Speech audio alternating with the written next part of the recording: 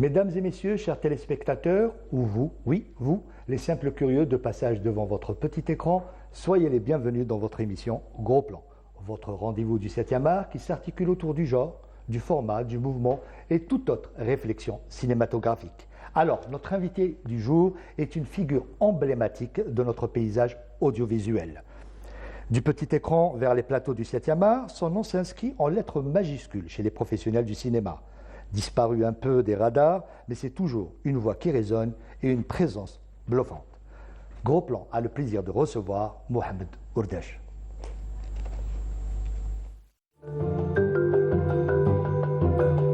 Mohamed Ourdesh, merci d'avoir encore une fois accepté notre invitation et bienvenue à vous dans notre émission Gros Plan. En tout cas, merci, c'est moi qui vous remercie pour l'invite. Alors, comme je l'ai déjà dit, c'est-à-dire dans notre introduction, mais où est donc passé Mohamed Ourdesh? Vous vous faites rare. Je suis là avec vous. Ah mais c'est pas mal ça. C'est déjà pas mal. Ouais. Non, là je viens de finir un film. Donc moi j'ai fini mon rôle, un nouveau film, un film cinéma, qui s'appelle le titre L'imam et le terreau, un film de Ammar Tribash. Mais c'est un film cinéma. C'est un long métrage, oui. C'est un long métrage, oui. Espérons qu'il va... C'est-à-dire, vous êtes en tournage actuellement? C'est-à-dire, eux, ils sont toujours en tournage, mais moi, j'ai fini. Ah, d'accord, ok. D'accord. Alors, vous avez tourné sous la direction de grands réalisateurs, que ce soit en Algérie ou à l'international. Vous avez été un des acteurs fétiches de Merzak Alouache.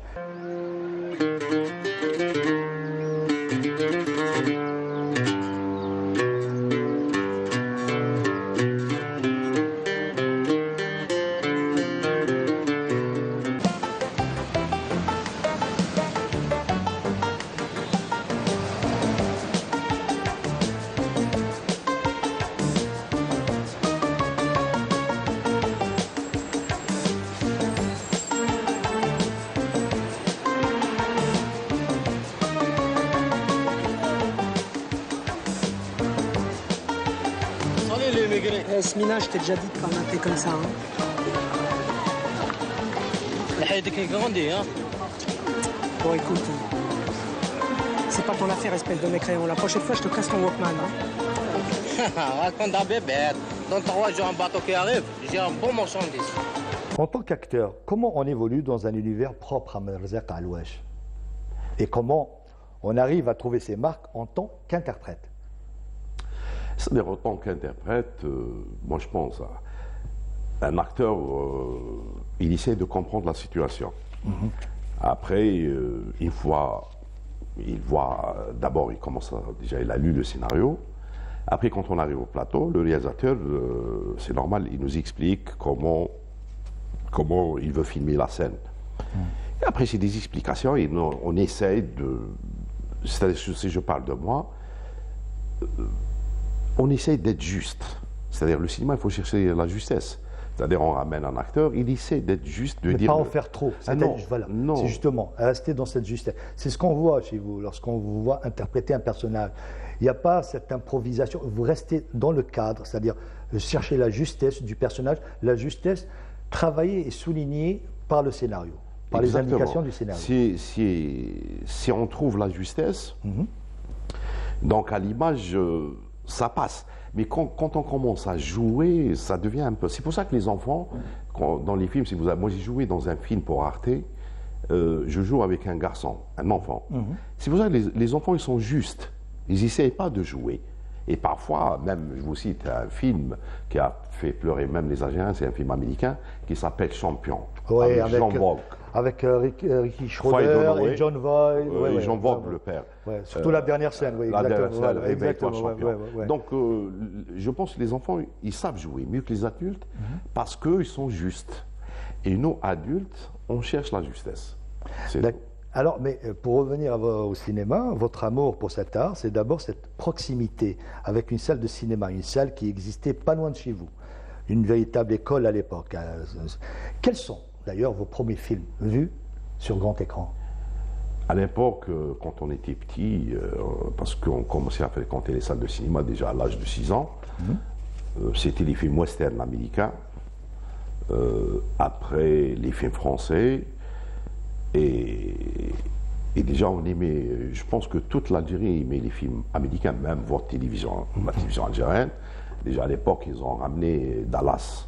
Donc, il paraît parmi les premières télévisions qu'ils ont acheté le feuilleton Dallas. Ouais. Donc, ça veut dire qu'on avait cette proximité avec le cinéma américain et en général le cinéma occidental. Avec le cinéma en général, parce que comme vous dites si bien, il y avait des salles de cinéma. Il y avait des salles de cinéma. Est-ce que cette salle existe toujours près de chez vous? Non, ça c'est une histoire morte, c'est du passé ça.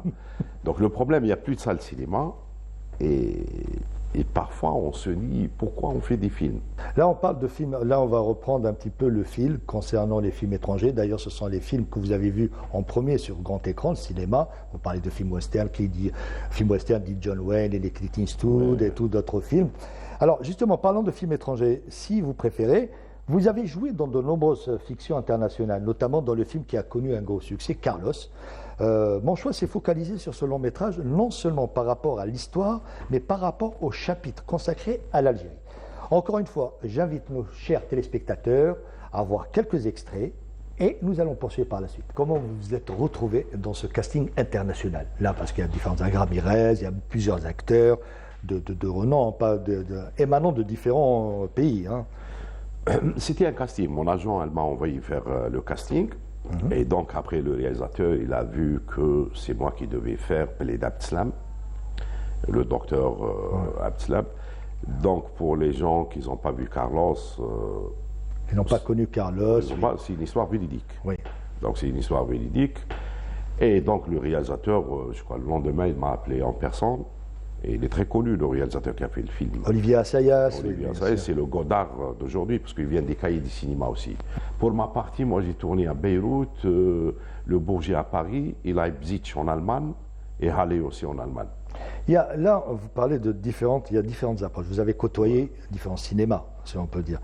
Il y a différentes approches techniques ou simplement c'est une question de moyens? Moi, je ne suis pas d'accord. Je ne sais pas comment vous dire. C'est vrai, les moyens, ça joue un grand rôle. Par exemple, ce film, il demandait des moyens. L'avion, c'est DC-9 de l'époque. Ils l'ont loué en Ukraine. C'est vrai, il y a des films qui demandent des moyens. Il y a d'autres films. Par exemple, il y a des Algériens, mais pas tous.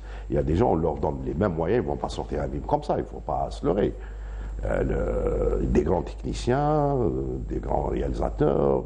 Enfin, tous les corps de métier sont respectés parce que, comme on en parlait en off, le cinéma, un film, si on peut percevoir un tel résultat sur grand écran, c'est qu'il y a un travail en amont, que ce soit même du gaffeur, du scénariste, du script, bien sûr.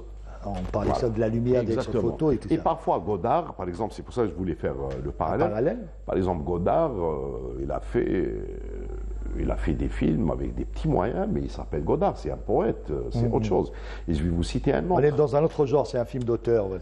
Oui, mais par exemple, il y a des gens qui ont travaillé avec des petits moyens. Abbas Kiarostami, l'Iranien qui a eu la Palme d'Or, c'est un grand cinéaste, Mac Balaf. Ils n'ont pas les moyens des Français, ni des Italiens, ni des Américains. Mais c'est des grands cinéastes. Il y a un Palestinien aussi. Vous êtes en train de me dire que parfois, vous vous retrouvez sur plateau, parce que sans langue de bois, on ne sait pas, où il y a des gros moyens qui sont mis à la disposition des réalisateurs, ou je dirais de la production, mais ce n'est pas pour autant où le résultat se voit à ce grand écran. Alors que parfois, de petits moyens, mais cette envie, c'est là où il y a la différence entre l'art et, je dirais, ceux qui... Voilà. Maintenant, si on fait un film historique, par exemple, si demain en Algérie, on va faire un film historique, là, ça demande beaucoup d'argent. Il faut travailler avec des historiens, les décors de l'époque. Là, on ne peut pas tricher, il faut l'argent. Mais si on raconte une histoire algéroise, ça se passe dans Alger et tout ça, ça demande moins d'argent. Mais après, il faut un bon travail, il faut des... En fait, il faut savoir raconter une histoire. Exactement. Alors, parlons maintenant du cinéma qui fait rêver, ou qui vous faisait rêver, ou peut-être toujours. Je parle de cinéma et acteurs. Et parmi ces acteurs, il y a un film, Le Samouraï de Melville. Là encore, on va voir un extrait et on va revenir. Là encore, je parle d'Alain Delon parce que vous m'avez cité Alain Delon, particulièrement pour ce film, on va y revenir. Comme j'aurais pu évoquer vos deux acteurs fétiches qui vous ont fait aimer le cinéma, et Brando et De Niro. Concernant l'interprétation, vous n'êtes pas un inconditionnel d'une seule technique de jeu. Parce que là, on voit la différence. Si on compare Brando et De Niro, tout droit sorti de l'acteur studio, où c'est la mémoire sensorielle et tout ça, là, c'est l'acteur, c'est pas le comédien. Ou plutôt présent. Mais c'est quelque chose qui vous a marqué pour ce film, hein, c'est le silence. Oui. C'est un jeu, voilà. Parce que, donc, sincèrement, Alain Delon, il a donné du rêve. C'est un grand acteur. Et pourtant, en France, il y avait des grands acteurs qui ont fait des études, soit de cinéma ou de théâtre. Mais lui, c'était, je ne sais pas, moi je l'ai vu dans ma vie, j'étais étonné. Donc, ça ne parle pas, mais il a une présence incroyable. Et puis, le cinéma américain, c'est normal. Qui n'aime pas Brando? Moi, j'aime beaucoup Marlon Brando. Ils nous ont donné du rêve. Lui, Robert Là, De ça Niro. dépasse le cadre américain, Ouais, Brando, De Niro. Nous sommes dans ce qu'on peut appeler l'acting et tout ça. C'est vrai que même Delon reconnaissait qu'il n'était pas un comédien. Il faisait la différence entre acteur et comédien, même si plus tard, il a pu jouer des pièces de théâtre, Monsieur Clay et tout. Mais là, vous, parce que là, on va passer, parce qu'il faut savoir, il faut rappeler à nos chers téléspectateurs, vous avez fait il y a un cursus, je dirais, connu, avant d'être sur les planches ou derrière, je dirais, devant la caméra.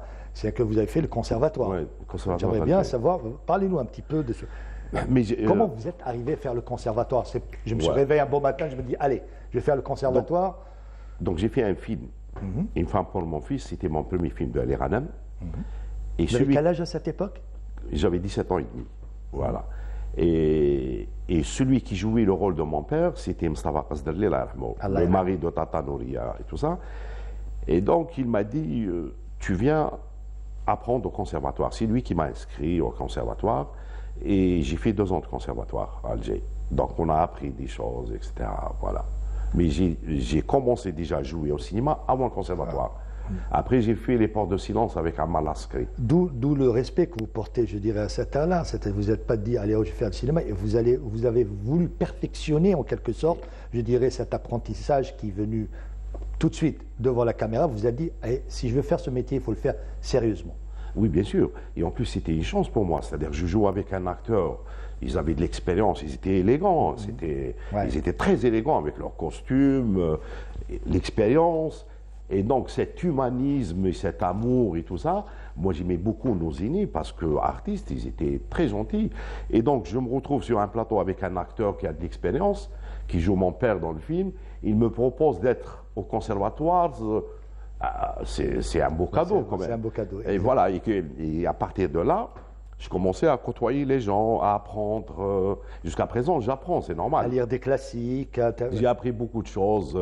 À l'époque, il y avait... S'il y a une chose que vous pouvez retenir, c'est-à-dire de ce passage au conservatoire, de cet apprentissage, qui continue, d'ailleurs, vous le dites si bien, on est toujours en apprentissage, quelle est la chose que vous retenez le plus de vos professeurs? Et une chose, ou peut-être précise, qui vous aide dans, je dirais, pendant votre interprétation, quelque chose, vous dites que c'est une mécanique La vérité, il y avait... il y avait Mustafa Qasderli, Bahi Fawzala, l'Oustad Mohamed Dahawi qui travaillait à la télévision algérienne. Ils étaient impressionnants, ils avaient des costumes, ils étaient sérieux. Et il y avait une école de Chabi en bas aussi, il y avait des élèves qui apprenaient le Chabi, c'est l'école de l'Hajj, Mohamed Lanra. Donc il y avait un sérieux, c'est-à-dire, on était déjà grands, on n'était pas des enfants, mais quand le prof est rentré, on se levait. Donc il y avait une discipline. Voilà, c'est cette discipline. Parce qu'eux, ils ont appris à... Voilà, c'est cette discipline que vous conservez pendant pour votre travail. Une discipline. Une discipline, c'est comme l'école. C'est-à-dire, même quand j'étais petit, à l'école, quand la maîtresse ou le maître entrait à l'école, on se levait. Donc après, ils nous demandaient de s'asseoir. C'était comme ça. C'est-à-dire, je pense, le milieu cinématographique à l'époque, il était codé. Et aujourd'hui, je pense qu'il est décodé, carrément. Codé. Il est décodé. Voilà. Alors, là encore, on a parlé de cinéma, je dirais Brando, Alain Delon. Mais là encore, vous m'avez dit que le cinéma italien, on voit que le cinéma italien est également présent dans votre univers cinématographique. Les comédies ainsi que les frasques et drames historiques, Visconti et Toscola. De plus, vous m'avez dit que c'était grâce à la Cinémathèque que cet amour pour ce cinéma s'est consolidé. Et surtout, l'impact de Boudjma Karash. Exactement. Vous m'avez même dit qu'avant de regarder Fellini, il y avait je dirais des étapes à voir. On ne peut pas voir Fellini d'un coup pour comprendre le film. Il y avait des étapes. On ne peut pas voir Fellini ou certains réalisateurs italiens de l'époque sans pour autant apprendre à comprendre, Exactement. à lire et à côtoyer ce qu'on ne peut plus côtoyer actuellement, c'est-à-dire des réalisateurs qui venaient en Algérie, des scénaristes. Des réalisateurs et tout ça. C'est comme si vous demandez à quelqu'un, un élève à Babzouar, à l'université, de lire, de comprendre un texte philosophique, ce n'est pas philosophe. Bon, on revient sur Ver, parce qu'il y a un de vos réalisateurs préférés, c'était Visconti.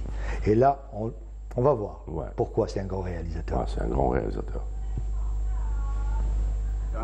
Un des plus grands succès littéraires mondiaux de l'après-guerre. Luchino Visconti a réalisé un film d'une incroyable beauté, roulant un fleuve d'images inoubliables, vivant de sa propre vie et pourtant étonnamment fidèle à l'œuvre dont il a surgi. C'est le cas, peut-être unique, d'un chef-d'œuvre inspiré par un autre chef-d'œuvre. Animant tout le film, se détache un personnage d'une classe exceptionnelle, le guépard. Là, on était en train de parler en off. Je dirais, un véritable drame social, toute la bourgeoisie, je dirais, de l'époque. Et tout, c'est le drame social. Visconti savait filmer mieux que personne, ce genre. Et je parlais de ça parce que j'ai retrouvé un petit peu une petite patte, et c'était bien plus tard. C'était un film qui rejoignait un petit peu. C'était avec Michel Pfeiffer et Daniel Day-Lewis, où ça parlait de la bourgeoisie américaine, new-yorkaise de l'époque. Il y avait tout ça. Donc on voit un petit peu aussi l'impact qu'avait Visconti sur d'autres réalisateurs qu'on verra plus tard, sur toute une génération. Visconti et Toscola. C'était le véritable cinéma italien. Ettore Scola, on a eu de la chance de manger avec lui et de passer des soirées avec lui. Une fois, on était invité par l'ancien Premier ministre au Palais de la Culture. Et on mangeait avec lui à la cinémathèque, donc on a eu accès à des cinéastes. C'était véritable vivier. Oui, parce que c'était la cinémathèque. C'était le rendez-vous incontournable pour les acteurs, pour, je dirais, les réalisateurs. Oui, non seulement, c'est-à-dire on se retrouve dans une salle, on regarde le film de Ettore Scola, après on va à l'Alhambra, on va manger avec lui, c'était un plaisir. Et en plus, les Italiens nous ont donné du rêve. Moi, j'aime beaucoup le cinéma italien. Gassman, Nino Manfredi, Ugo Tognazzi, Marcello Mastroianni, toute la liste, elle est longue, Sofia Loren. Déjà, dans un film, je suis sûr que vous avez apprécié, c'était Le Pigeon, je me rappelle bien, donc avec Vittorio Gassman. Oui, la Commedia dell'arte et tout ça, c'est vrai. Donc voilà, en gros, normalement, le cinéma donne du rêve. Moi, il m'a donné du rêve, le cinéma, en tant que spectateur. Donc, j'ai aimé le cinéma, j'ai aimé le chabi. Vous avez dit, le cinéma me donne du rêve. Est-ce qu'il continue à vous donner du rêve, le cinéma? Sincèrement, en tant que spectateur, ça me donne toujours du rêve. Quand je regarde un film, je m'évade.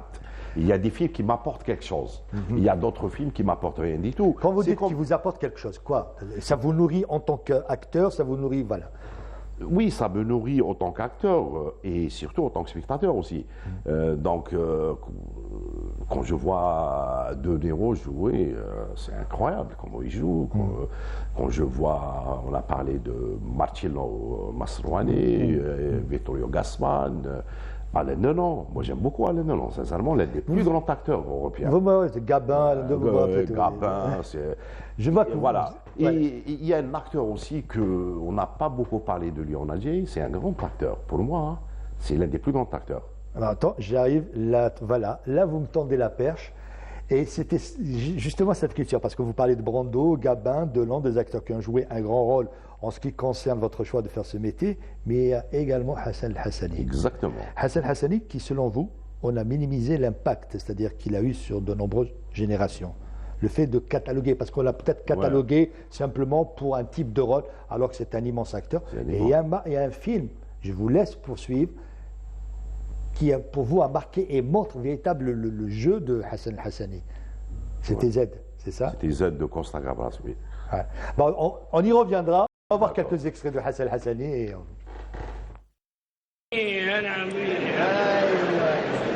هي اللي تحكم يا اخي انا بصح اسمح لي مسموح لك بالصعب وشني كلامنا يقعد هنا بارك اكون مني كلامنا منا ما يخرجش بارك الله فيك ما عندكش الدخان كيفاه الدخان الدخان أنا هذه بطلته هذه مدة 6 أشهر يا نعم كنت نتكيف وزنه في النهار اي انا والقهوه راني بطل بيها نشرب قهوه ملي تشرق الشمس اللي حتى تقرب هذا مكان يعطيك الصحة يا سيدي. هذا مكان وشي الاخر خاطيني شي الاخر من الدار للخدمه ومن الخدمه للجامع ومن الجامع للدار. الله يبارك الله يبارك الله يبارك. C'est vrai qu'on a l'habitude de voir ce genre, mais c'est vrai c'est un caméléon en quelque sorte, c'est un grand acteur. J'ai eu de la chance de lui donner la réplique dans Les Portes de Silence. J'ai joué avec lui. C'est un acteur immense, Hassan Hassani. Donner la réplique à ce genre de... D'abord, il était modeste, oui, un humaniste, et c'est un bon acteur. Et donc... sensible, et c'est ce qu'on a besoin Bien pour sûr. devenir acteur. Il y a cette sensibilité qui devrait être, je dirais, inscrite en lettres d'or pour devenir acteur. Exactement. Avoir cette sensibilité. Voilà. Il était spontané. Donc, il avait la preuve. Il a marqué des générations. Et c'est l'acteur qui m'a vraiment marqué avec un recul. Je pense que c'est l'un des plus grands acteurs algériens. C'est ça ce qui... Et la nouvelle génération, la génération d'après Hassan Hassani, il y avait d'autres acteurs. Je peux citer mon ami Rachid Fares, Allah yarhamou. Il était aussi spontané dans le jeu. Il y avait des acteurs, je ne vais pas les citer tous, mais pour moi, pour équilibrer, le meilleur acteur algérien, pour moi, ça engage que moi, c'est Hassan Hassani. Moi, j'ai vu comment il jouait, etc. C'est la première fois que j'ai sur le plateau un acteur-réalisateur qui me dit clairement, parce que je connais en vous cette sincérité, vous ne tournez pas autour du pot, pour vous, l'acteur, oui. Pour moi, c'est le plus grand acteur. Maintenant, chacun maintenant les spectateurs, ils peuvent aimer d'autres acteurs, je ne sais pas. Mais pour moi, c'est une référence algérienne dans l'art cinématographique. Avant de clore et de poursuivre, en tant qu'acteur, lorsque vous recevez une proposition de rôle, lorsque vous savez le texte du rôle que vous devez interpréter, quelle est la première chose que vous faites avant d'endosser le costume du personnage? C'est-à-dire, la première des choses, il faut lire le scénario pour comprendre l'histoire. Et après, ça dépend le personnage que j'ai. Si j'ai un personnage, même un petit personnage, il faut le défendre. Il faut défendre le personnage, il faut comprendre la situation. Voilà, on essaie de comprendre c'est quoi le personnage. D'abord, c'est quoi l'histoire. Après, le personnage. Et après, on discute avec le réalisateur. Et le problème, il y a des réalisateurs qui sont cool, ils nous laissent proposer. Il y a d'autres qui sont... Il y a un espace libre proposé par le réalisateur. Il y a des réalisateurs, franchement, ils sont sympas. On propose, si ça ne lui plaît pas, il n'accepte pas. Il y a d'autres réalisateurs qui sont intégristes. C'est la Bible, dans leur tête, c'est la Bible. Non, on ne change rien. Après, c'est son film. Maintenant, il m'a sollicité, je le respecte, et je respecte son texte. Alors là, on va respecter le temps qui nous est compté. Et encore une fois, merci d'avoir accepté notre invitation, Mohamed Ould. Je vous souhaite bonne continuation en ce qui concerne la poursuite de votre métier. Et j'espère vous recevoir très vite. Inch'Allah. En tout cas, c'est moi qui vous remercie. Ça a été très vite. Mais voilà, merci. Inch'Allah, à la prochaine.